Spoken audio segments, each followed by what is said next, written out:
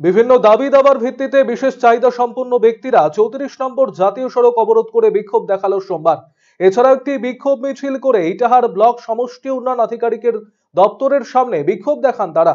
এদিন ইটাহার মানবিক প্রতিবন্ধী সমিতির উদ্যোগে ব্লকের বিভিন্ন এলাকার কর্মীদের নিয়ে ইটাহার চৌরাস্তা মোড় এলাকায় এই কর্মসূচি পালিত হয়।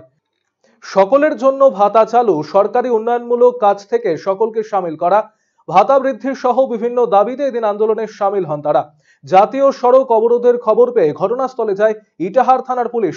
আব্দুল মালেক, জসিমউদ্দিন আহমেদ সহ অন্যান্য নেতৃত্ব উপস্থিত ছিলেন এদিনের এই কর্মসূচিতে। সমস্ত প্রতিবন্ধীগুলো আছি, আমাদের রাজ্যের সরকার কিছু জনসংখ্যক ভাতা বৃদ্ধি বাড়িয়েছে, তাদের মধ্যে আমাদের ভাতা বৃদ্ধি বাড়া হয়নি। আমাদের ভাতা প্রতি মাসে 1000 টাকা করে দেয়, সেই 1000 টাকা নিয়ে আমাদের সংসার চলে না। ওই টাকা দিয়ে আমাদের শারীরিক অবস্থা অসুস্থ তো লেগেই আছে, অন্যের বাড়িতে আমাদেরকে চেয়ে চেয়ে নিয়ে খেতে হয়।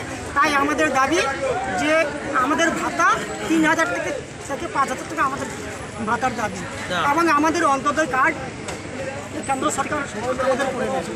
এবং আমাদের আরও একটা দাবি আছে যে লাইন বিদ্যুৎ বিল আমরা দিব না, আমাদের ফ্রিতে দিতে হবে। আমাদের সরকারি আবাস যোজনা ঘর দিতে হবে, বসে পড়বে না, এই আমাদের দাবি।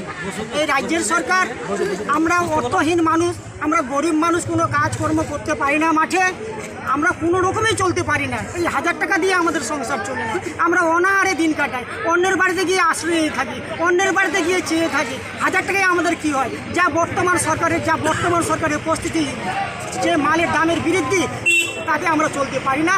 তাই আমাদের দাবি এই রাজ্য সরকারের কাছে, এই সরকার অধিকারীদের কাছে আমাদের ভাতা বাড়াতে হবে।